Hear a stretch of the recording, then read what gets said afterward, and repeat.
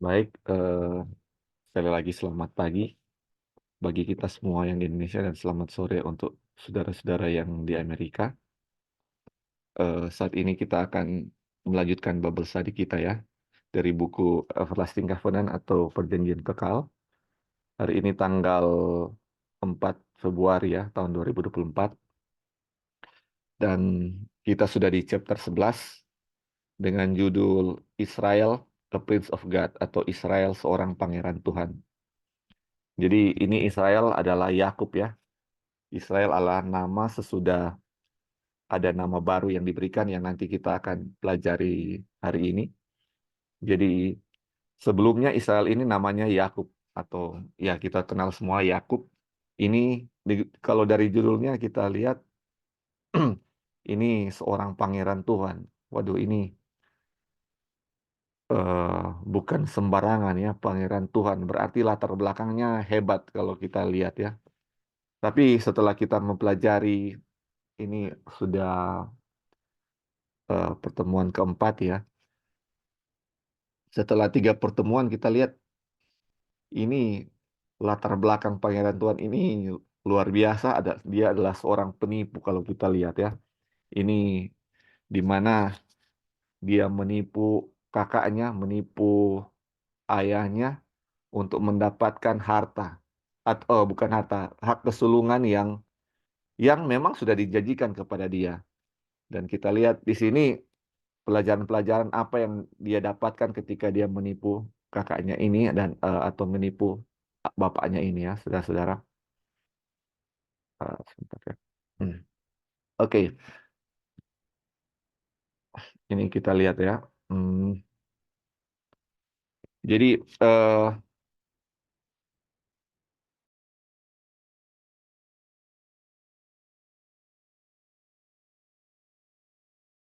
oke, sorry ya, ada buat sedikit. Jadi dia punya latar belakang ini. Yakub ini dia menipu saudaranya untuk mendapatkan apa yang dijanjikan kepadanya. Ini kita tahu latar belakangnya bahwa Tuhan sudah menjanjikan eh, kepada Ishak dan eh, apa namanya Ribka bahwa hak kesulungan ini akan jatuh kepada Yakub.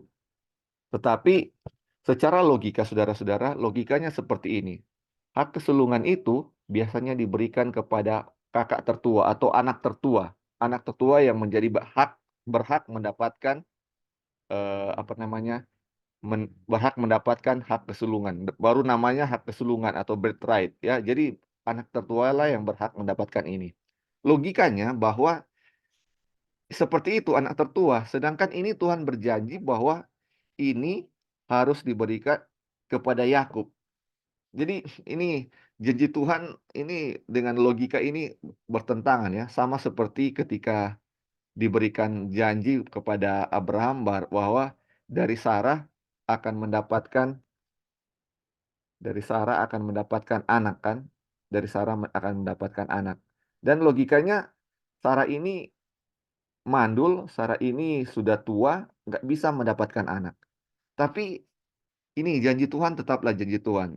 Nah, ini kesalahan yang dilakukan Abraham dan Sarah adalah mereka coba membantu Tuhan dengan mencoba mengambil Hagar sebagai istri mereka, sebagai Hagar supaya Abraham mengambilnya supaya mendapatkan anak dari hal ini, dari mengambil Hagar supaya bisa mendapatkan anak, agar apa yang dijanjikan Tuhan bahwa dia punya keturunan akan seperti bintang-bintang di langit dan pasti di laut bisa terlaksana.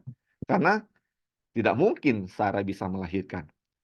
Sama seperti Yakub, tidak mungkin Yakub bisa memperoleh hak kesulungan karena dia bukan yang sulung. Dia itu adik, ada kakaknya, jadi harus Esau. Nah, ini eh, hal ini sebenarnya kalau kita lihat ini ada unsur kesalahan juga dari Ishak. Ishak sudah tahu bahwa eh, Tuhan sudah berjanji bahwa Yakublah yang akan mendapatkan hak kesulungan ya. Tuhan sudah berfirman bahwa yang akan mendapatkan hak kesulungan adalah Yakub.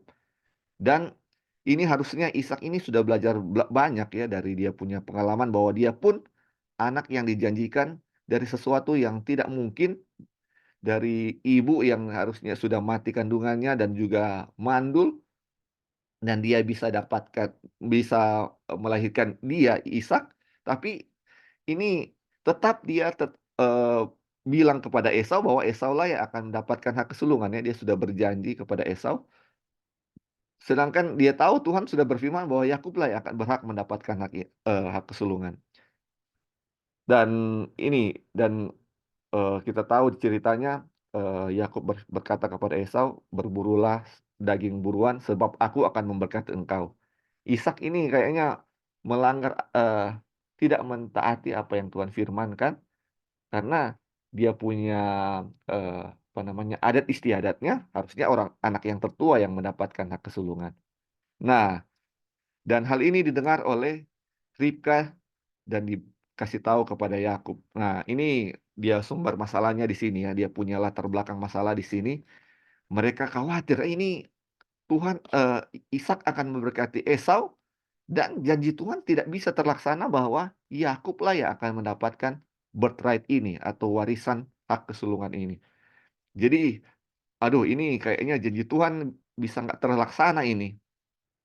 Jadi mereka harus buat sesuatu supaya tetap Esaulah yang akan menjadi pewaris ya dari hak kesulungan ini. Jadi apa yang mereka lakukan? Mereka menipu ayahnya itu supaya Yakub yang mendapatkan eh, berkat hak kesulungan itu. Jadi mereka menipu, kita sudah tahu ceritanya, dan Ishak memberkati Yakub. Dan menjadi pertanyaan kemarin, bertanya, apakah ketika Ishak memberkati Yakub, Yakub sudah mendapatkan hak kesulungannya itu? Dan seperti yang kita pelajari bahwa bukan dengan cara itu Yakub mendapat hak kesulungan atau mendapat warisan yang dijanjikan Tuhan itu. Jadi justru apa namanya? Justru kita lihat ketika dia menipu ayahnya itu, banyak hal-hal negatif yang didapatkan, banyak kemalangan yang diderita oleh Yakub. Dan dibilang ya, walaupun waktu itu Yakub, sorry, Ishak memberkati Esau, tetap Yakub akan mendapat hak kesulungan itu karena itu adalah janji Tuhan. Jadi berkat itu bukan diwariskan seperti ayah kepada anaknya, walaupun Ishak memberkati Esau, tetap hak kesulungan itu akan menjadi bagian dari Yakub ya. Mungkin kita pikir ya, saya selama ini pikir kalau misalnya Ishak yang memberkati Esau, pasti Esau yang mendapatkan kesulungan itu. Berarti janji Tuhan bisa berubah oleh apa yang dilakukan manusia. Tetapi di sini bilang, janji Tuhan tetaplah janji Tuhan. Walaupun Esau yang diberkati oleh Ishak waktu itu, tetap Yakub yang akan memperoleh hak kesulungan itu. Karena itu adalah apa? Janji Tuhan, dan janji Tuhan pasti terlaksanakan bagaimanapun caranya. Justru karena mereka membantu Tuhan dengan cara itu, bahkan dengan cara menipu, sedangkan Abraham membantu Tuhan bukan dengan cara menipu pun salah, dan akibatnya keturunan Esau dan keturunan Ishak sampai saat ini berperang ya. Kita tahu keturunan mereka, Ismail dan Ishak, keturunan Ismail dan Ishak berperang. Itu karena apa? Mereka coba membantu Tuhan. Dan ini ketika mereka membantu Tuhan dengan cara yang salah, pasti. Sedangkan cara yang tidak salah pun itu salah, apalagi dengan cara yang menipu, itu sangat salah. Dan apa yang terjadi, dia punya akibat-akibat, kita bisa lihat ya. Di mana Ribka itu sangat menyayangi Yakub. Dan ketika mereka menipu Ishak untuk mendapatkan hak kesulungan, Ribka dan Ribka dan Yakub tidak pernah bertemu lagi sejak saat itu ya. Sejak saat itu sampai Ribka mati. Dan apa yang terjadi bagi Yakub? Yakub menjadi orang pelarian. Dua kali ya, ini kita tahu setiap manusia di bumi ini adalah orang asing atau pengembara. Dan Yakub menjadi pengembara dua kali. Dia harus mengembara secara, harus lari ya, harus menjadi buronan dari kakaknya. Menjadi buronan apa namanya? Dihantui oleh rasa takut bahwa dia akan dibunuh. Lari ke rumah pamannya, dan di rumah pamannya Laban dia ditipu lagi ya, ditipu beberapa kali oleh pamannya ini. Bayangkan ditipu ketika untuk dapatkan istri, dia ditipu kan, ditipu, selama 14 tahun. Dan ketika untuk mendapatkan harta juga, dia harus tambah 6 tahun lagi, jadi total 20 tahun. 20 tahun bukan waktu yang sedikit, saudara-saudara. Dan jika kalau kita hitung, dia punya upah 100.000 satu hari, mungkin sampai miliaran ya. Miliaran dia punya, apa namanya, kalau selama 20 tahun itu dia kerja tanpa diupah oleh pamannya dan ditipu ya, ditipu. Aduh, ini luar biasa. Tapi dari sini Yakub banyak belajar ya. Ini Yakub banyak belajar. Dari seorang penipu, dia menjadi seorang pangeran Tuhan. Dan dia punya cikal baliknya ketika dia melarikan diri dan dia mendapat mimpi dan janji Tuhan di sana bahwa dia melihat ya tangga dari bumi sampai ke, apa namanya, sampai ke langit, dan di mana ada eh, malaikat Tuhan naik turun di tangga itu. Dan tangga itu melambangkan Kristus, di mana Kristuslah yang menghubungkan. Oleh kematian Kristus menghubungkan bumi dan surga yang diputus oleh dosa ya. Dan dengan keturunannya, dengan keturunan Yakub, Kristus yang dijanjikan itu akan lahir ya dari keturunan Yakub. Itulah, dan disitulah Yakub sadar, Yakub menerima Injil di situ, di mana janji yang diberikan kepada Abraham diberikan juga kepadanya, dan dia menerima Injil itu. Dan kita lihat perubahan Injil yang diperoleh oleh apa? Oleh Yakub. Dia menjadi berubah ketika dia menerima Injil yang diberikan itu ya. Kita melihat ketika dia ditipu, dia tidak membalas lagi dengan tipuan. Dia percaya bahwa segala janji Tuhan tidak bisa diperoleh oleh cara yang salah ya. Dan walaupun ditipu dan dia tidak membalas, dan Tuhan tidak tidak dan dua tetap memberkati dia. Kita melihat ya dari Abraham sampai Ishak, di mana waktu kita belajar waktu lalu di chapter sebelumnya, Abraham dengan Lot ketika dikasih pilihan, ketika mereka harus berpisah, Abraham kasih pilihan kepada Lot untuk memilih tanah yang mana dia mau. Sedangkan secara garis keturunan, Abraham itu adalah pamannya Lot. Atau dengan kata lain, Abraham yang harus pilih duluan karena dia yang berhak. Dia harus pilih dulu yang mana yang terbaik untuk dia. Tapi ini Abraham, dia kasih ke Lot akhirnya. Dan Lot pilih tanah yang subur ya. Tanah di lembah Sodom itu tanah yang sangat subur. Tapi apa yang terjadi saudara-saudara? Ketika Abraham melakukan hal seperti itu, Tuhan sangat memberkati Abraham. Abraham menjadi sangat kaya. Dan terjadi lagi kepada Ishak, di mana Ishak ketika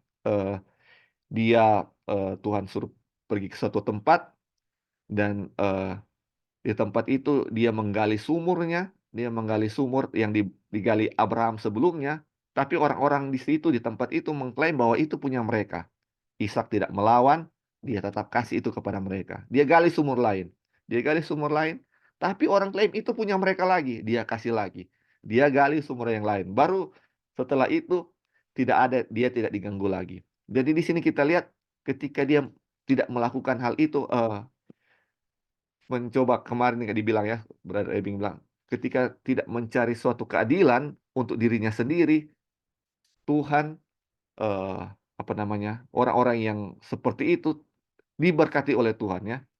Tidak mencari keadilan sendiri, mungkin bisa jadi dibilangnya mungkin saja bisa menjadi miskin, tetapi kenyataannya Ishak tidak menjadi miskin, justru diberkati oleh Tuhan.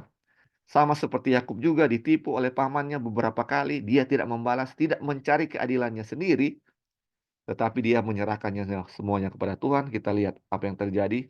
Yakub sangat diberkati. Yakub diberkati. Dia pergi ke rumah Laban dengan tidak membawa apa-apa. Dia pulang dari rumah Laban, dia membawa harta yang sangat banyak. Membawa istri, membawa kambing domba yang sangat banyak. Ini eh, janji Tuhan ya. Ini luar biasa yang kita lihat. Nah, pelajaran waktu lalu juga kita sudah belajar ya. Ini kenapa sih Tuhan memilih Yakub? Ini Tuhan eh, apa namanya, pilih-pilih ya. Kayaknya ini kenapa dia nggak pilih Esau, sedangkan Esau ini anak yang tua. Tetapi eh ya, dan kita lihat juga kalau melihat karakter Yakub dan Esau ini, Yakub ini nggak lebih baik dari Esau. Nggak lebih baik dari Esau ya. Kalau kita lihat, ini Yakub ini penipu. Kenapa Tuhan masih pilih dia? karakter Esau Esau juga mungkin nggak baik ya. Tapi ini kenapa Tuhan pilih ini Yakub? Makanya ada dia punya statement di sini, dia bilang Tuhan memilih manusia bukan karena siapa mereka, tapi karena apa yang bisa dia lakukan bagi mereka. Ini Tuhan tidak pilih manusia karena dia baik, saudara-saudara. Bukan seperti itu. Tapi dia tahu mana yang orang yang bisa dia gunakan atau orang yang bisa apa yielding atau bisa menerima apa yang Tuhan mau berikan apa itu Tuhan mau melakukan sesuatu kepada mereka dan mereka mau menerima apa yang Tuhan lakukan. Tuhan tahu yang mana yang dia pilih itu ya saudara-saudara. Bukan memilih ini dia baik atau tidak. Makanya sama seperti eh, pelacur, pemungut cukai dibandingkan dengan orang Farisi. Kalau mau lihat secara luar saudara-saudara, pasti orang Farisi jauh lebih baik daripada mereka. Daripada pemungut cukai dan pelacur itu. Tapi apa yang Tuhan Yesus bilang? Pelacur dan orang dan pemungut cukai yang bertobat itu lebih akan masuk ke dalam kerjaan surga daripada orang Farisi. Orang Farisi kelihatan baik, tetapi apakah mereka mau dipimpin oleh Tuhan? Itu yang menjadi pertanyaannya ya. Begitu juga dengan kita, bukan dari apa yang luar, tetapi apa kita mau turut kepada Tuhan atau tidak? Mau melakukan mau mau untuk dibuat mau untuk melakukan Tuhan bikin sesuatu kepada mereka ya. Ini yang menjadi pertanyaannya. Nah, ini yang saya bilang tadi ya. Tuhan memilih manusia bukan karena siapa mereka, tapi karena apa yang bisa dia lakukan bagi mereka. Ini juga yang menjadi review kemarin juga di mana pelajaran Yakub dia eh, bergumul ya. Dia bergumul ketika dia akan pulang, dia pulang ke rumahnya untuk bertemu dengan Esau. Dia pergi dari rumah Laban. Apa yang terjadi yang dihantui dia adalah dia akan dibunuh oleh Esau. Saudara-saudara, ini adalah ada satu karakter Esau yang sudah kita bahas sebelumnya, yang menjadi sesuatu hal yang sangat yang dibilang Tuhan sangat menjijikan atau sangat hina adalah Esau ketika Yakub berbuat jahat kepadanya, dia masih mengingat-ingat akan apa yang dilakukan saudaranya dan dia terus dendam kepada Yakub. Setelah 20 tahun, dia punya dendam kepada Yakub masih segar seperti waktu Yakub baru melakukan sesuatu, baru menipu dia ya. Dia masih menyimpan dendamnya itu. Aduh, dan dia bilang itu, Tuhan bilang itu sangat hina dia eh, sangat keji dia punya perbuatan seperti itu dan keturunan Edom tidak diampuni gara-gara ini ya karena perbuatan Esau ini adalah menyimpan menyimpan menyimpan menyimpan dendam. Ini sangat hina yang Tuhan bilang ya. Jadi dan kita tahu makanya ketika mau pulang bertemu dengan Esau, Yakub sangat takut. Karena ketika Yakub utu- kasih utusan ke sana ke Esau bahwa dia akan datang untuk meminta maaf, apa yang respons dari Esau? Dia menyambut Yakub dengan 400 orang. Dan 400 orang dibilang ini 400 train warrior, 400 tentara. Jadi apa yang bisa kita pikirkan, apa yang dipikirkan oleh Yakub bahwa dia akan disambut oleh kakaknya beserta 400 tentara ya. Ini kalau disambut oleh keluarganya juga mungkin keluarga dari Esau mungkin ini mereka akan sanggup baik-baik, tapi ini akan disambut oleh 400 tentara. Jadi apa yang direncanakan Esau adalah dia akan apa? Membunuh habis itu Yakub karena dia punya amarah masih segar ya, masih segar. Dan ini membinasakan Yakub sama sekali ini beserta dengan keluarganya. Ini luar biasa. Makanya ini Yakub ketika mau bertemu dengan Esau ada pergumulan besar ya. Jadi dia membagi dia punya kelompok itu menjadi dua bagian. Dia punya hamba dan hartanya di depan dan kelompok yang di belakang dia punya istri dan anak-anak. Dan kita tahu Ra- apa namanya Rahel dan kedua anaknya di paling belakang ya karena dia sangat mencintai Rahel. Jadi di kelompok yang kedua tapi di paling belakang. Tapi setelah itu dia apa? Dia suruh dia punya keluarga berjalan duluan dan dia tinggal sendirian untuk berdoa kepada Tuhan. Dan apa yang terjadi ketika dia berdoa, dia rencananya mau berdoa sepanjang malam kepada Tuhan, mau minta jaminan perlindungan kepada Tuhan. Tapi apa yang terjadi ketika dia mau berdoa, datang seseorang yang asing yang tidak dikenal, dan dia pikir ini adalah seorang perampok. Dia pikir ini seorang perampok, dan dia berusaha untuk apa? Berusaha bergulat dengan orang itu. Ini perampok, jadi satu malam mereka bergulat ya, wrestling, atau kalau kita pernah lihat eh, ya acara-acara TV yang gulat seperti itu, mereka berkelahi ya, kita lihat bergulat antara orang asing ini dengan Yakub. Dan Yakub tidak tahu bahwa orang asing ini adalah apa? Tuhan. Dia anggap ini adalah perampok yang harus dilawan. Tetapi ketika mau matahari terbit, matahari terbit dan orang asing itu ketika dia menjamah pangkal paha dari Yakub, pangkal paha Yakub itu terlepas atau dislokasi, dia punya tulang itu terlepas dari tempatnya ya. Ini sangat sakit sekali. Dan ketika dia dia menyadari akan hal itu, dia sadar bahwa orang ini bukanlah orang biasa, ini adalah Tuhan. Ini adalah Tuhan. Jadi ketika dia menyadari bahwa itu Tuhan, dia apa? Yang kita sudah bahas kemarin ya. Dia berpegang dengan sekuat tenaga kepada Tuhan, kepada orang ini ya, atau Tuhan. Dia ber- eh, bukan dengan pegangan biasa dibilang di situ ya, dengan pegangan yang luar biasa. Dan di sini kita bisa mengambil pelajaran ya. Selama kita mengandalkan kekuatan sendiri ya. Ini kita tahu kalau orang bergulat mengandalkan kekuatan kaki, dan ketika kakinya sudah dislocated atau sudah terlepas dari dia punya sendi, sedangkan mau berdiri pun susah ya, apalagi mau berkelahi. Dia punya kekuatan itu di kaki, dan Tuhan membuat kekuatannya itu menjadi bagian terlemahnya dia. Jadi sekarang kekuatannya sudah nggak ada di kakinya, sudah karena sudah dislocated, sudah terlepas, sudah nggak ada kekuatan sama sekali.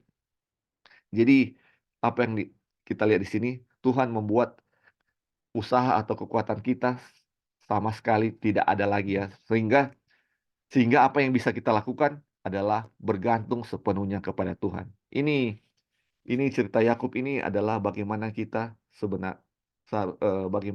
harusnya bergantung sepenuhnya kepada Tuhan. Ini Tuhan sengaja ya, ini untuk membuat dia punya kaki dislocated supaya dia nggak bersandar lagi kepada kekuatannya sendiri. Bayangkan kalau misalnya apa saudara-saudara, misalnya sampai kakinya Tuhan nggak buat seperti itu, dia akan apa? Bergulat sepanjang malam. Kita tahu Yakub ini dia punya fisik sangat kuat ya, sangat kuat seperti dibilang di sini. Dia punya fisik sangat kuat, dan kalau kakinya nggak didislocated, dia akan bertarung sampai pagi mungkin ya. Dia akan bergulat sampai pagi.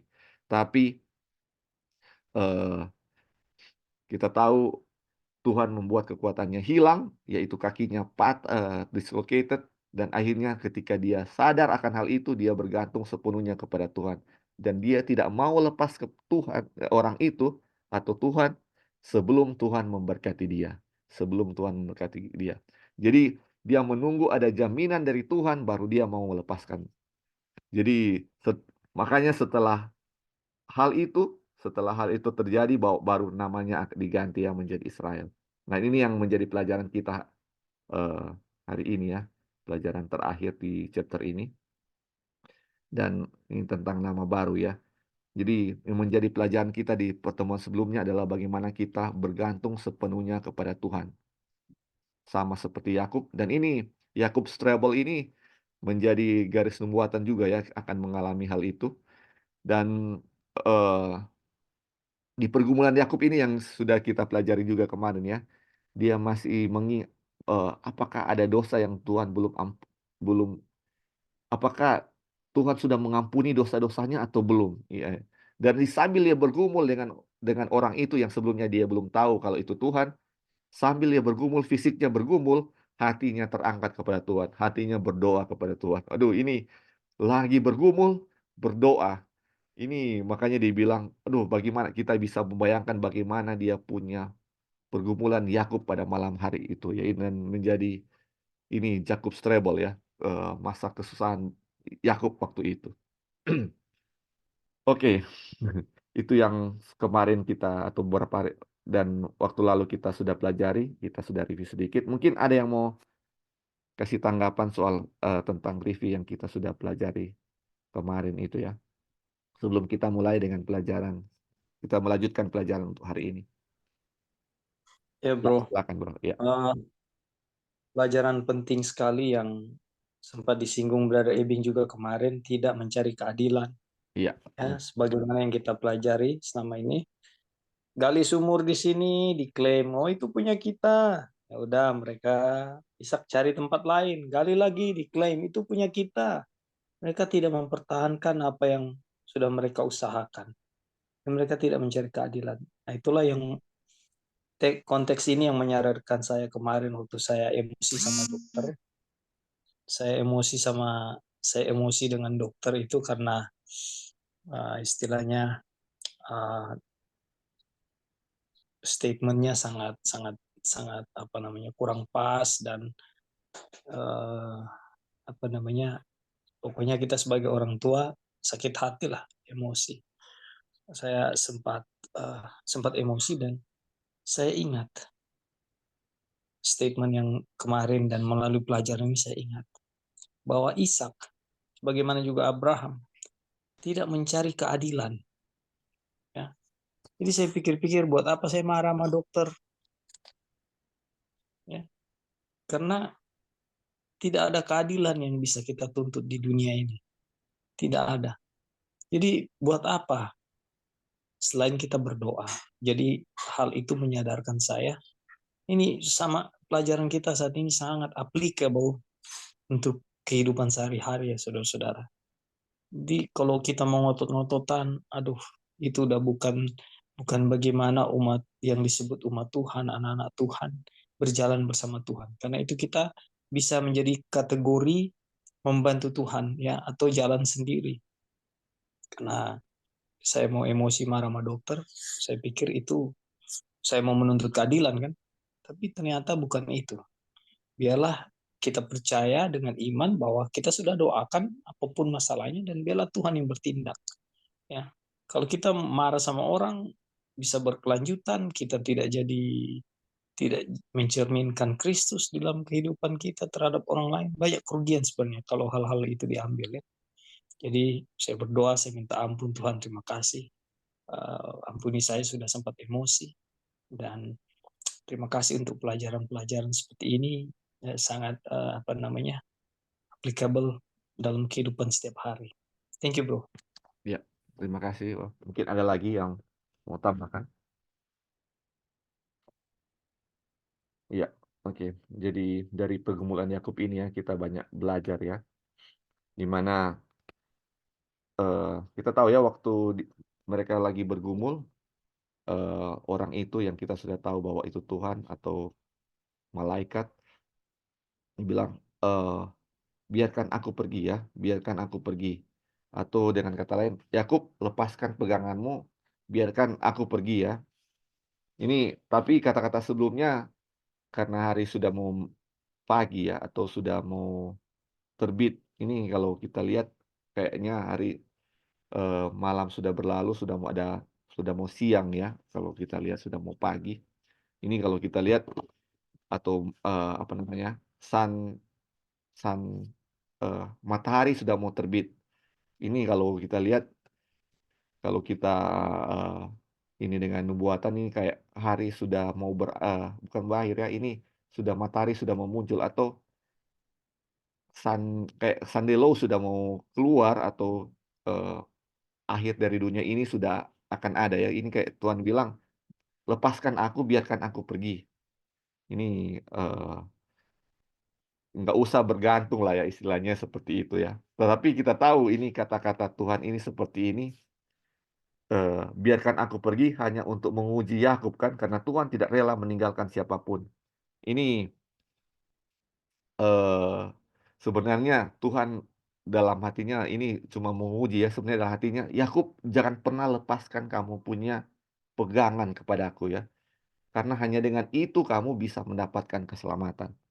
Ini menjadi pelajaran juga kita ya, di mana di akhir zaman ini, biarlah kita jangan pernah melepaskan Tuhan. Mungkin ada kata-kata seperti ini, tapi kata-kata yang "biarkan aku pergi" itu adalah ujian untuk kita ya. Biarlah kita tetap berpegang kepada Tuhan, jangan pernah lepaskan sampai mendapatkan jaminan bahwa Tuhan akan memberkati kita. Ini sama seperti Yakub yang menjadi pelajaran kita untuk yang hidup di zaman akhir ini ya, di mana kekuatan kita hanyalah di mana kita bergantung sepenuhnya kepada Tuhan. Selama ini kita berjuang dengan kekuatan sendiri, dengan kaki kita yang kita anggap kuat, tetapi Tuhan Tuhan membuat kekuatan kita, apa namanya, menjadi suatu kelemahan kita. Jadi kita merasa ini suatu, sentuhan Tuhan ini, ketika merasa bahwa kekuatan kita sudah nggak ada apa-apanya, kita menyadari bahwa kita sepenuhnya harus bergantung kepada Tuhan. Dengan bergantung kepada Tuhan, itu adalah kekuatan kita sebenarnya. Ini makanya selama ini kan kita coba membuat kita benar dengan perbuatan kita kan. Perbuatan kita ini, bikin itu supaya dengan kata lain membuat Tuhan senang atau bisa berkenan kepada Tuhan. Tetapi bukan seperti itu ya, justru dengan kelemahan kita, kita bergantung kepada Tuhan dan itulah menjadi kekuatan kita ya. Kekuatan kita adalah di mana kita bergantung kepada Tuhan. Makanya ada kata-kata yang bilang, di mana kita lemah, itulah yang menjadi kekuatan kita. Kelemahan kita yang menjadi kekuatan kita. Kenapa menjadi kekuatan kita? Karena ketika kita lemah, kita bergantung kepada Tuhan. Kalau kita merasa kita kuat, itu menjadi kelemahan kita karena kita tidak bergantung kepada Tuhan. Jadi ini pelajaran yang sangat berharga untuk kita di mana pergumulan Yakub ini menjadi kekuatan kita ya untuk bergantung kepada Tuhan. Oke, kita akan lanjut untuk pelajaran saat ini ya. Ini subjudulnya nama baru. Oke, jadi di latar belakang ceritanya, jadi ketika itu eh, Yakub meminta berkat sebelum diberkati dia tidak mau lepas, jadi namanya diganti ya dari Yakub menjadi Israel ya. Oke, kita baca ya. Nama baru itu merupakan janji kepada Yakub bahwa ia diterima. Hal itu tidak memberikan apapun kepadanya, tetapi merupakan tanda dari apa yang telah diperolehnya. Jadi ini nama baru, ini tanda ya, sama seperti Abram. Abram menjadi Abraham. Nama Abraham menjadi pengingat bahwa Tuhan tidak melupakan janjinya ya. Jadi ketika nama Abraham dia ingat namanya diubah menjadi Abraham, wah Tuhan tidak pernah melupakan janjinya. Ini juga ya, ketika nama Israel, Yakub diubah menjadi Israel, itu eh, merupakan tanda bahwa ia telah diterima oleh Tuhan ya, telah diterima oleh Tuhan. Jadi kita tahu dia punya latar belakang, dia punya melakukan suatu kesalahan yang besar, sekarang dia diterima oleh Tuhan. Dia bilang, ini tidak memberikan apapun kepadanya, tetapi merupakan tanda dari yang telah diperolehnya. Dia telah memperoleh. Ini bukan tanda bahwa eh, hal itu tidak memberikan apapun. Ini tidak memberikan apa-apa kepada Yakub, tetapi tanda bahwa dia telah memperoleh itu ya. Memperoleh. Bersandar pada Tuhan, dia telah berhenti melakukan perbuatannya sendiri. Ini ya, ini perbuatannya sendiri apa? Ketika dia mau coba bergulat terus kepada Tuhan dengan kekuatannya, ini dia sudah apa? Bersandar kepada Tuhan dan berhenti melakukan perbuatannya sendiri. Sehingga dia bukan lagi seorang perampas yang berusaha untuk mencapai tujuannya sendiri, namun pangeran Tuhan yang telah berjuang dalam pertandingan iman yang baik dan telah berpegang pada kehidupan kekal. Dia selanjutnya dikenal dengan nama Israel. Jadi ini namanya Israel. Ini dia menjadi pangeran bukan karena dia kuat ketika dia bertarung dan dia menang melawan melawan orang itu, tetapi ketika dia bersandar sepenuhnya, dia pemenang. Aduh, ini kayaknya lain dari logika manusia, ya. Di mana kalau kita bertarung dan kita menang dan musuh kalah itu kita menang. Tapi ini kalau dengan Tuhan ini di mana kita menyerah kepada Tuhan, berpegang sepenuhnya kepada Tuhan, baru kita disebut pemenang. Dulu waktu dia kuat, dia bukan pemenang. Dia seorang loser ya, sudah-sudah. Dia ini eh, seorang penipu, tetapi ketika dia bergantung sepenuhnya kepada Tuhan, dia menjadi pangeran Tuhan. Aduh, pangeran Tuhan ini bukan suatu yang main-main ya saudara-saudara. Ini memiliki apa yang Tuhan, kuasa yang Tuhan miliki ya. Ini, dan Israel menjadi apa? Menjadi jaminan atau janji bahwa dia telah menerima akan hal tersebut. Menjadi pangeran Tuhan. Oke, saudara-saudara, sampai di sini ada yang mau tambahkan dari subjudul ini? Ini tinggal sedikit lagi kita punya pelajaran eh, untuk chapter 11. Oke, kalau tidak ada kita oh ya, silakan. Silakan. Halo Li. Ya. Jadi kalau kita mau masuk di surga, tunggu Li. Dad.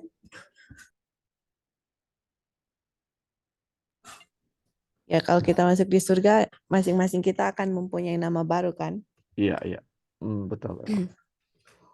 Jadi kalau kita lihat di sini, kenapa nama Yakub diganti jadi Israel? Karena di sini dibilang merupakan janji kepada Yakub bahwa ia diterima. Hal itu tidak memberikan apapun kepadanya, tapi merupakan tanda dari apa yang telah dia perolehnya. Bersandar pada Tuhan, dia telah berhenti melakukan perbuatannya sendiri. Jadi itu kalau kita lihat dari nama baru Abram kepada Abraham, terus kepada Yakub menjadi Israel, kita lihat di sini bahwa waktu Tuhan memberikan nama baru itu kalau kita lihat ya dari Abraham dan Yakub, itu ternyata telah Tuhan mengulang kembali, ya kan? Mengulang kembali janji yang Tuhan sudah berikan kepada mereka. Dan kemudian di sini dibilang dia telah berhenti melakukan perbuatannya sendiri, gitu. Jadi kalau misalnya kita punya nama diganti di surga ya, kita mempunyai sebuah nama baru. Apa kira-kira signifikan nama baru yang Tuhan akan berikan kepada kita di surga? Jadi kalau kita punya nama, kita mempunyai nama baru, kira-kira dari pelajaran dari Abraham dengan Yakub, apa dari pelajaran Abraham dengan Yakub yang mereka diganti namanya, kemudian orang di surga mempunyai nama baru gitu? Ngerti Dali, dia punya pertanyaan. Apa yang gimana soal Abraham dia kan ganti nama jadi Abraham toh. Terus sekarang Yakub diganti menjadi Israel, mempunyai nama baru. Terus di surga kita akan mendapat nama baru. Jadi apa dia punya signifikan di surga, di mana di saat kita diganti nama baru gitu. Seperti sekarang Yakub dia jadi Israel, Abraham jadi Abraham. Nah kalau kita mempunyai nama baru itu artinya apa gitu di surga? Janji Tuhan sudah kita terima. Kita telah menerima apa yang Tuhan telah janjikan, di mana kita bergantung padanya dan dia memberikan apa yang dia janjikan ya.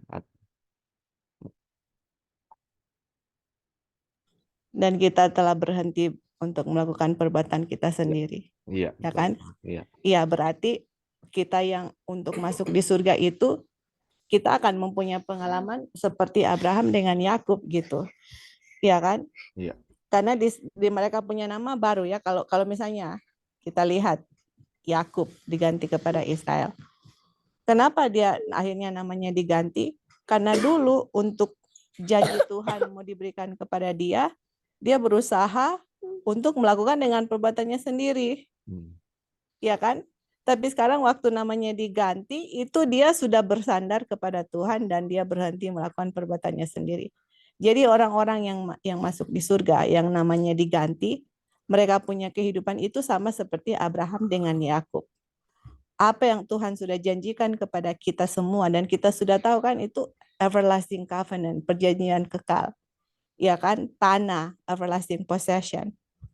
Yang Tuhan janjikan kepada kita, untuk kita miliki dan untuk kita memperoleh kehidupan kekal.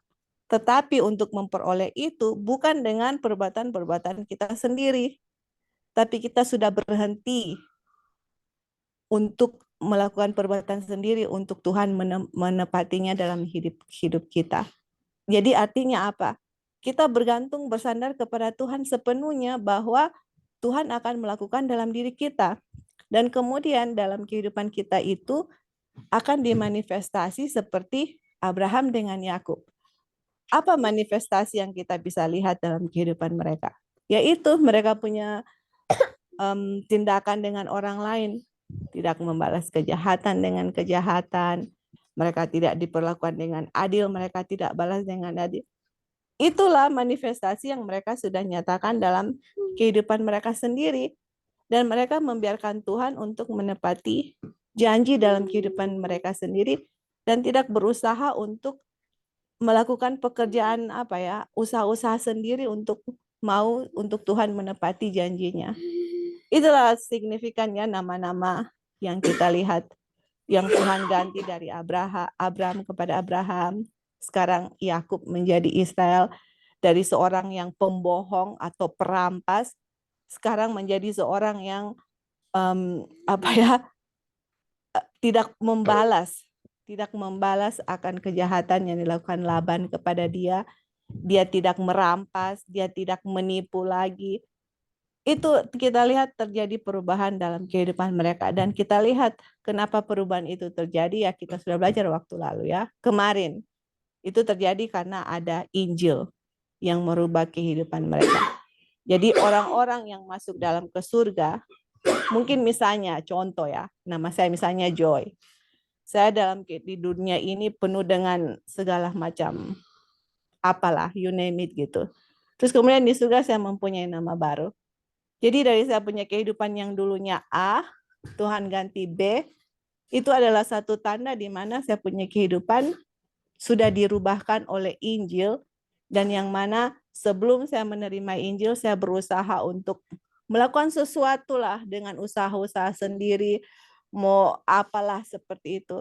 Tapi di saat kita bergantung kepada Tuhan, membiarkan Tuhan menepati janjinya sendiri dalam kehidupan kita, nama kita akan diganti, mempunyai nama baru yang ada signifikannya sendiri dalam kehidupan kita sehari-hari. Tetapi intinya adalah di saat kita tidak melakukan pekerjaan-pekerjaan kita sendiri, tapi bersandar kepada Tuhan, di saat dimana seperti Yakub ya, dengan pelajaran ini kita tahu bahwa kita adalah orang yang lemah, tidak bisa melakukan apa-apa, dan kita bergantung sepenuhnya kepada Tuhan dan membiarkan Tuhan melakukan apa yang Dia mau lakukan di dalam hidup kita. Oke, thank you, Li. Mungkin itu tambahannya. Oke, thank you. Jadi Tuhan mau kita membiarkan Dia yang bekerja ya. Kita lihat kalau waktu Abraham dia mencoba membantu Tuhan dengan mengambil Hagar, hasilnya apa saudara-saudara? Tidak ada hasil yang membuat janji Tuhan bisa terlaksana, tidak membantu sedikit pun. Ketika Yakub menipu Ishak dan dia memberkati Yakub, hak kesulungan tidak didapatkan oleh cara seperti itu ya. Bukan karena itu Yakub memperoleh hak kesulungan atau warisan ini, bukan karena Ishak memberkati ya. Justru dengan menipu itu dia tidak mendapatkan apa-apa ya, tidak mendapatkan apa-apa. Dan selama ini kita sudah belajar bahwa membantu Tuhan tidak menghasilkan apapun, justru menghasilkan malapetaka ya, atau sesuatu kemalangan. Dan ini ketika Yakub juga berusaha sendiri dengan kekuatan, Tuhan menjamah kekuatannya, atau dia punya kekuatannya Tuhan patahkan. Dia punya kekuatan kakinya itu Tuhan lemahkan ya, supaya dia bergantung sepenuhnya kepada Tuhan. Dan kalau kita lihat di pelajaran ini yang kayak sentuhan Tuhan itu, ini kayak pelajaran pembenaran oleh iman ini, di mana Tuhan mencoba mematahkan kita punya kesombongan rohani ya, di mana kita selama ini berusaha untuk berjuang dengan kekuatan kita sendiri. Tuhan patahkan dengan pekabaran ini bahwa kita tidak ada kekuatan sama sekali, dan bagaimana kita harus bergantung kepada Tuhan. Ini pelajaran sama dengan sentuhan Tuhan di pangkal pahanya Yakub ya, membuat kita tidak berdaya sama sekali. Sama seperti Yakub, kita tahu bahwa kita tidak ada kekuatan sedikit pun untuk memperjuangkan ini ya, atau memperjuangkan keselamatan kita. Hanya bergantung pada Tuhan, itulah kita punya Itulah hanya kita punya harapan ya, berpegang sepenuhnya pada Tuhan. Oke. Nah, dengan bergantung sepenuhnya kepada Tuhan, itulah nama baru ya. Yakub menerima nama baru, yaitu Israel.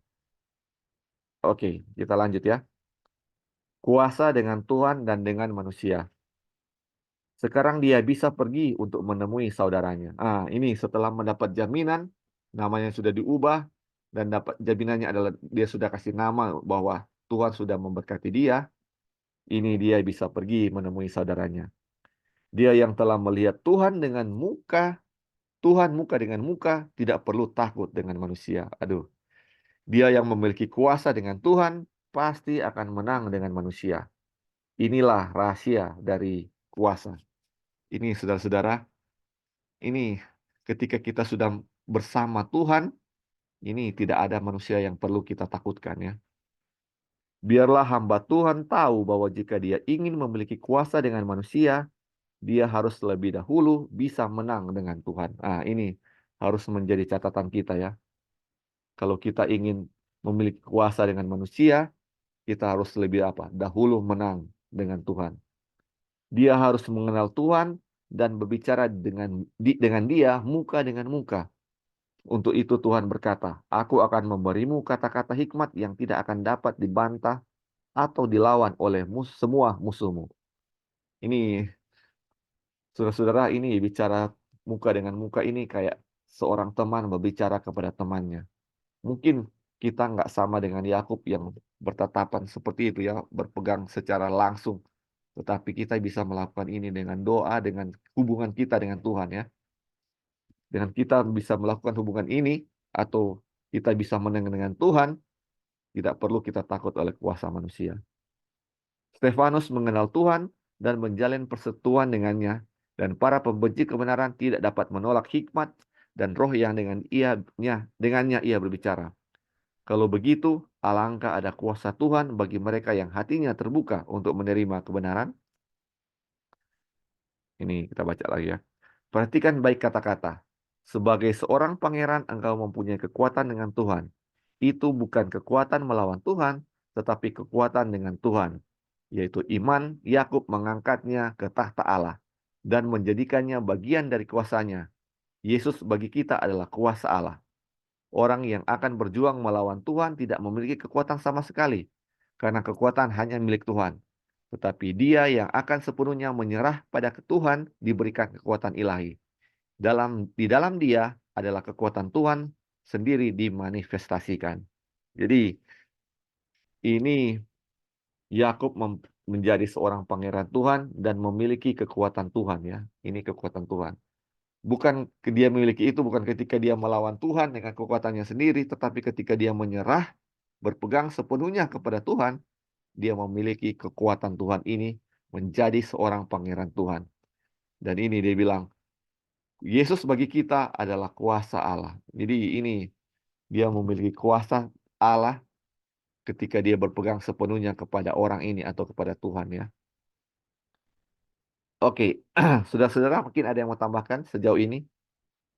Ini kuasa dengan Tuhan dan dengan manusia. Jadi mungkin kita sedang bergumul dengan manusia saat ini dan kita mungkin belum menang ya, karena sesungguhnya kita belum menang dengan Tuhan. Harus menang dengan Tuhan baru kita bisa menang dengan manusia. Ada yang mau tambahkan saudara-saudara sebelum kita lanjut?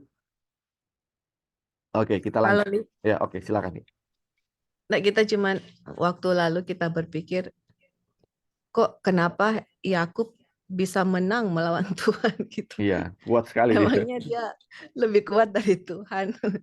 Ternyata kita belajar di sini bahwa kekuatannya itu adalah sebenarnya kekuatan Tuhan yang dia miliki. Bukan kekuatannya dia. Karena kalau kita mau melawan Tuhan, kita tidak mempunyai kekuatan. Tapi kalau kita bersama-sama dengan Tuhan, itulah kekuatan Tuhan gitu ya. Jadi waktu dia bergumul melawan Tuhan, itu sebenarnya kekuatan Tuhan yang Tuhan berikan kepada Esau. Dan di sini dia bilang, Ya. Yesus, Yesus bagi kita adalah kuasa Allah ya, the power of God. Jadi berarti dalam kehidupan Yakub itu Ada Yesus di dalam karena ada kuasa Tuhan, ya kan, bagi Yakub. Dan kita lihat di sini bahwa bagus sekali ya kutipan di atas.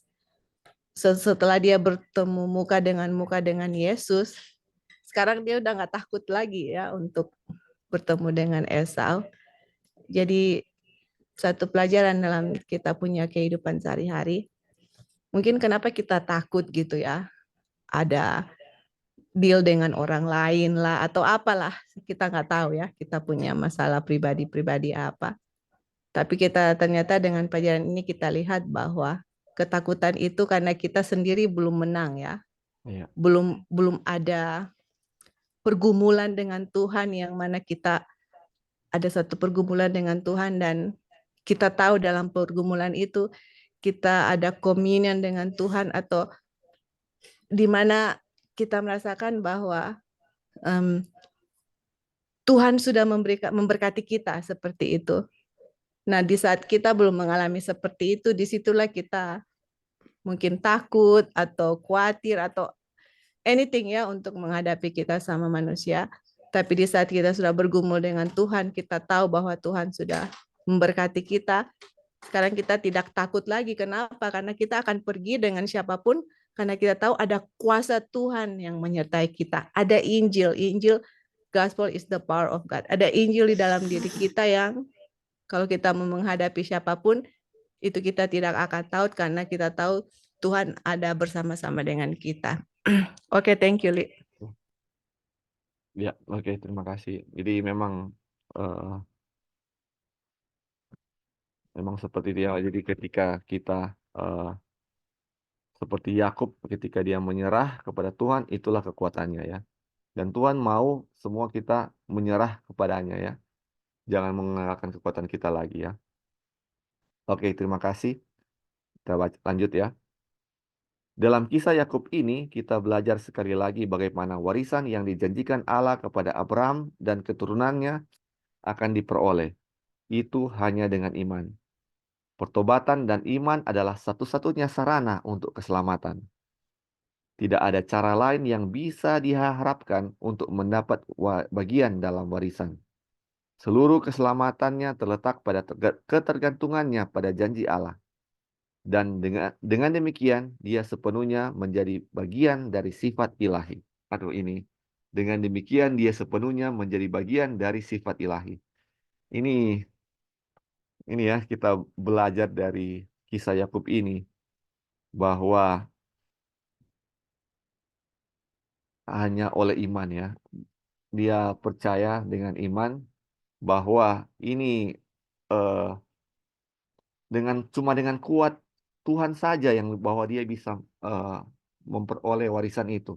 Hanya dengan kekuatan Tuhan dia bisa menang melawan Esau ya.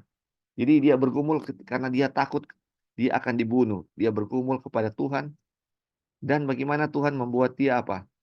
Dengan iman Tuhan memberi dia kuasa ya, memberi dia kekuatan. Dan kita lihat hanya dengan kuasa Tuhan dia bisa apa? Bisa menang melawan Esau ya. Kita tahu menang dengan kata lain bisa Tuhan bisa mengubah hati Esau dari amarah dan akhirnya ya apa? Dia bisa mengampuni Yakub. Hanya oleh kekuatan Tuhan. Tidak mungkin kita bisa lihat ya, tidak mungkin Esau dengan secepat itu dia sudah datang dengan 400 tentara, tiba-tiba dia berubah hatinya dan tidak membunuh Yakub. Kuasa dari mana kalau bukan dari kuasa dari Tuhan ya ketika hal itu bisa. Hanya Tuhan yang bisa mengubah hati dari Esau sehingga bisa mengampuni Yakub ya. Dengan ini juga, dengan imannya ini, dia percaya akan janji Tuhan bahwa keturunannya akan banyak ya. Keturunannya sama seperti janji kepada Abraham, akan seperti pasir di laut dan bintang di langit. Kalau misalnya tidak dengan iman itu, dan dia tidak percaya akan janji Tuhan, dan ketika Esau membunuh Yakub, apakah janji Tuhan tidak bisa terlaksanakan? Jadi dengan iman ini dia yakin Tuhan akan memberikan keselamatan kepadanya ya, keselamatan kepadanya. Dan dia mendapat bagian dalam warisan ini. Ini hanya dengan iman.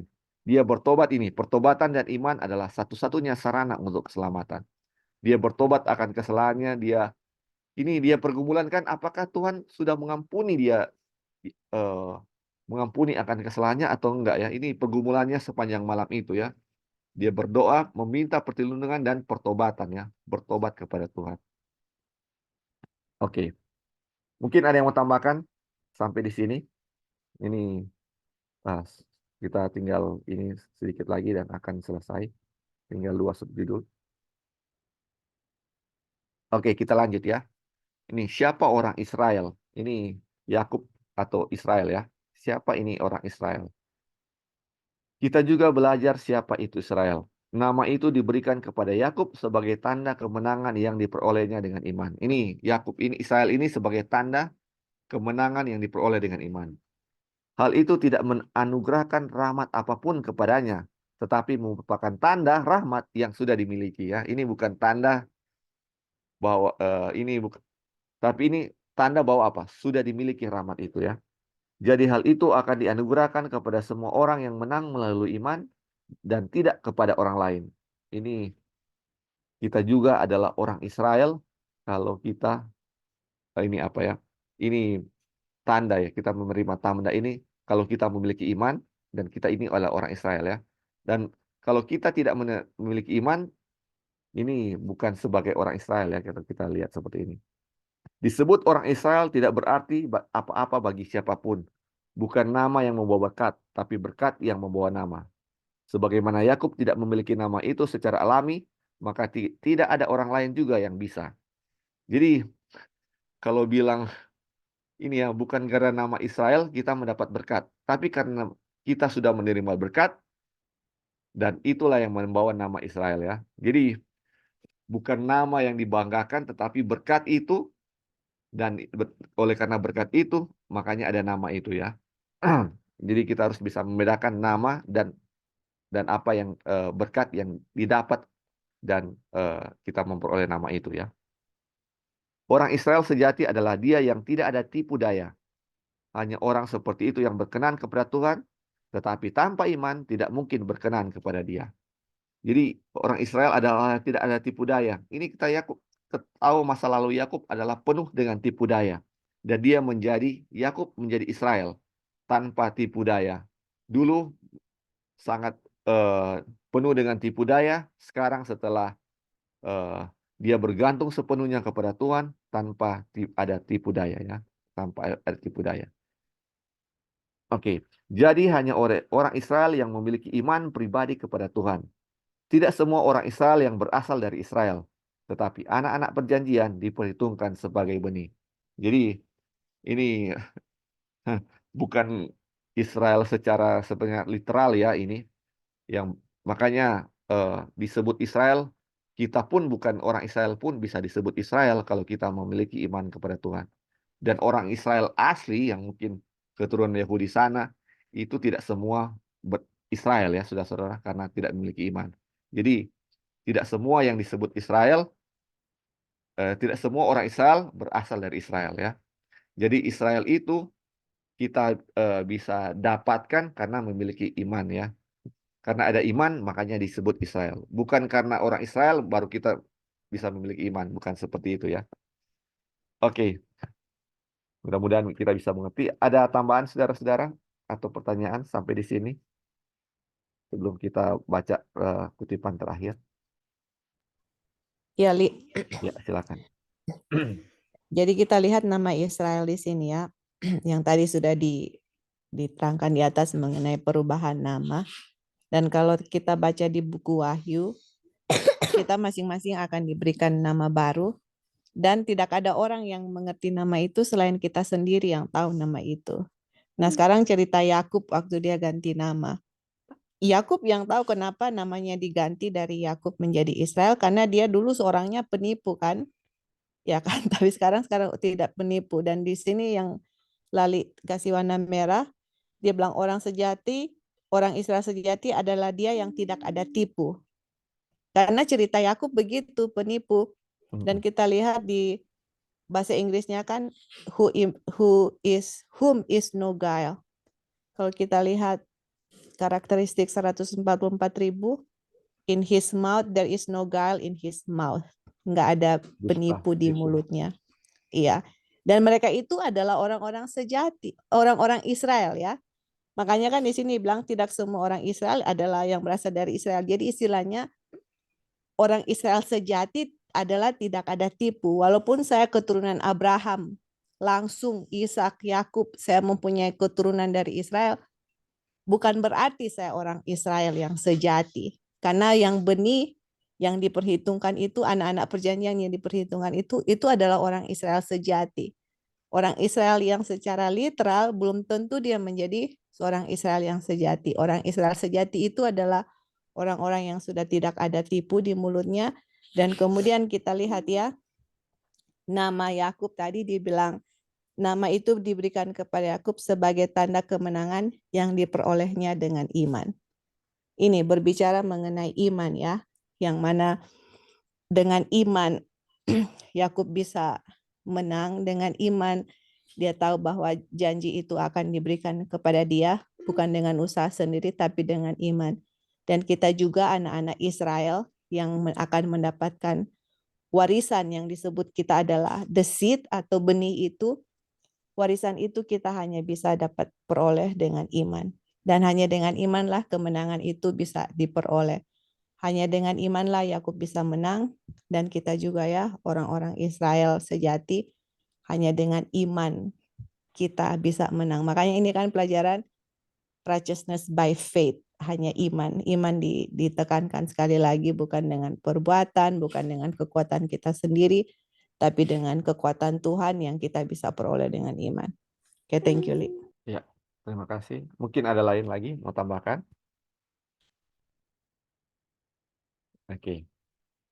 Kalau tidak ada kita lanjut ya. Ini subjudul terakhir. Bangsa Israel adalah pemenang. Biarlah setiap orang yang ingin dikenal sebagai orang Israel mempertimbangkan bagaimana Yakub menerima nama itu dan menyadari bahwa hanya dengan demikianlah nama itu dapat disandang oleh siapa saja. Jadi ini kalau kita ini orang Israel rohani ya, sebagai orang Israel rohani, kita harus selalu mengingat, consider ya, atau pertimbangkan bagaimana ini Yakub memperoleh nama ini. Nama ini diperoleh dengan iman, di mana dia bergantung sepenuhnya kepada Tuhan ya. Ini nama diperoleh, ini diperoleh dengan bergantung sepenuhnya kepada Tuhan oleh iman.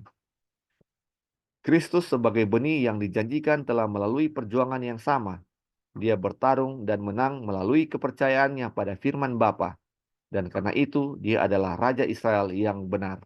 Ini Yesus pun dengan iman, imannya Kristus, dia menang melalui berbagai macam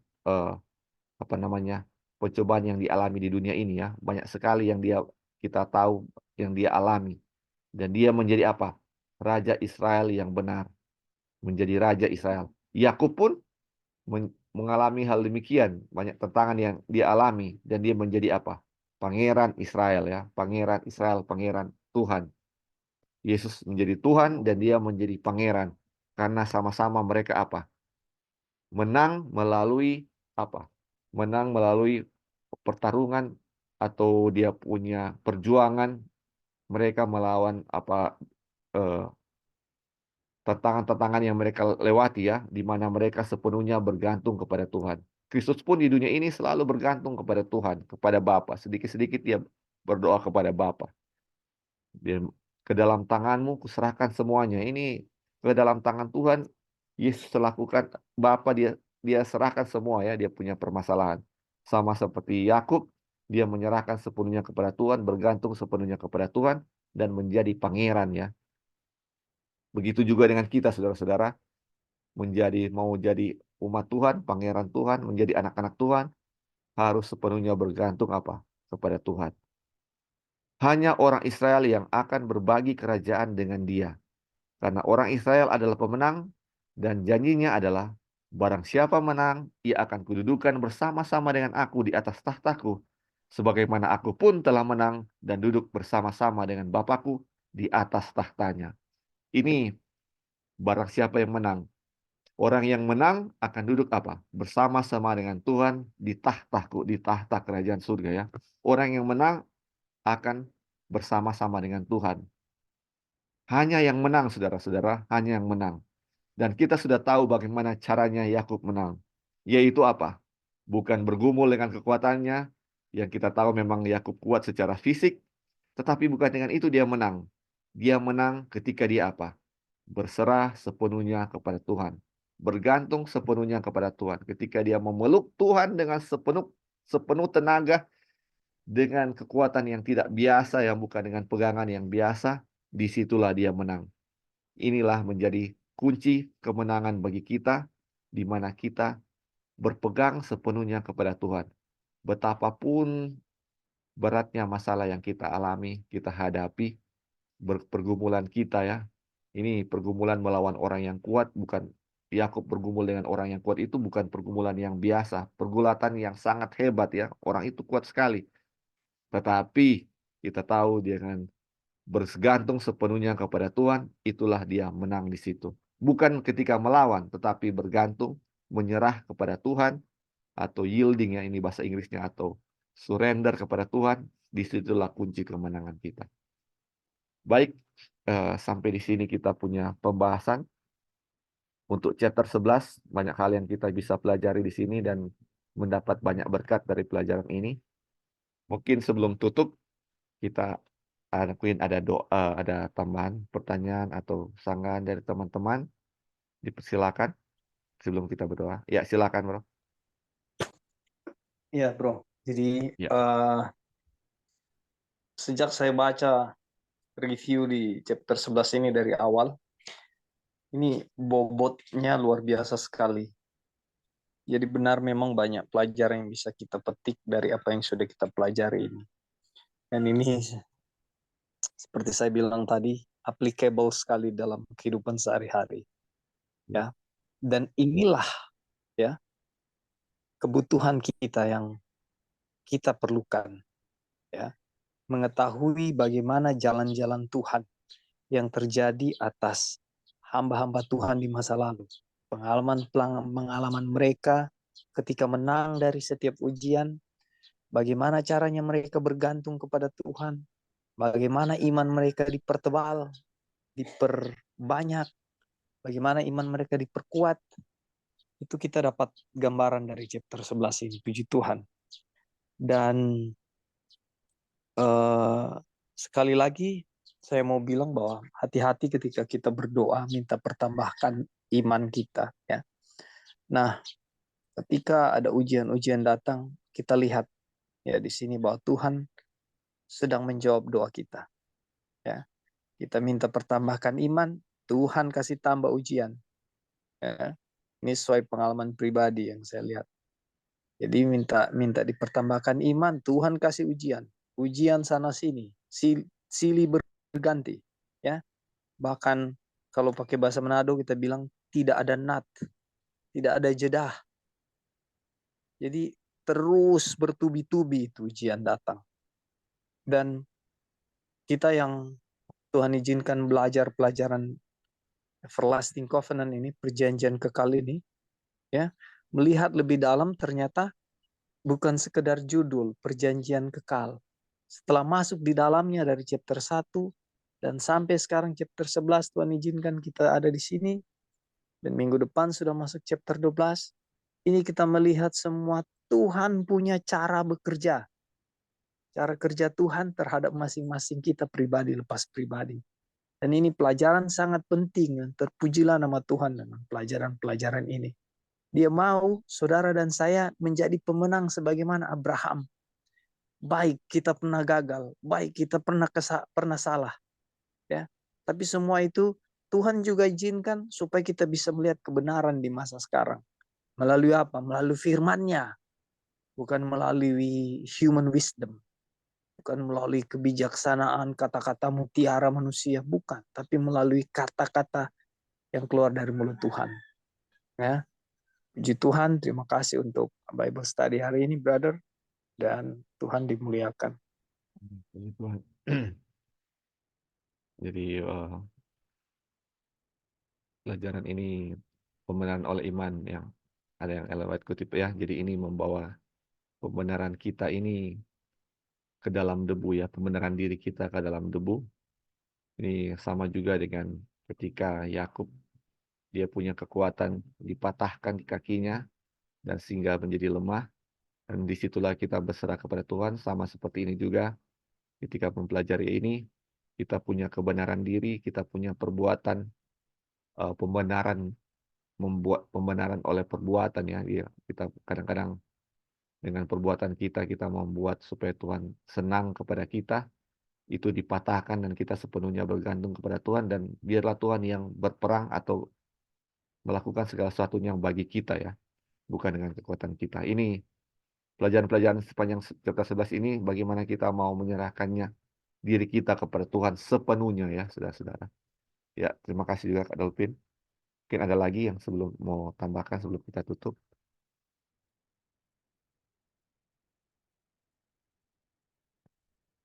Sudah tidak ada ya. Jadi terima kasih saudara-saudara, terima kasih atas partisipasinya. Kita akan tutup dan kita akan bertemu minggu depan hari Sabat di chapter 12 ya. Ini saya secara pribadi eh, penasaran apa yang kita akan bahas di chapter 12. Firman Tuhan apa lagi yang akan kita dapat di chapter 12 ini. Karena setiap chapter ada dia punya berkat-berkat tersendiri yang bisa kita dapatkan, ada pelajaran-pelajaran yang kita bisa dapatkan. Ini sangat luar biasa ya, puji Tuhan. Oke, kita akan tutup.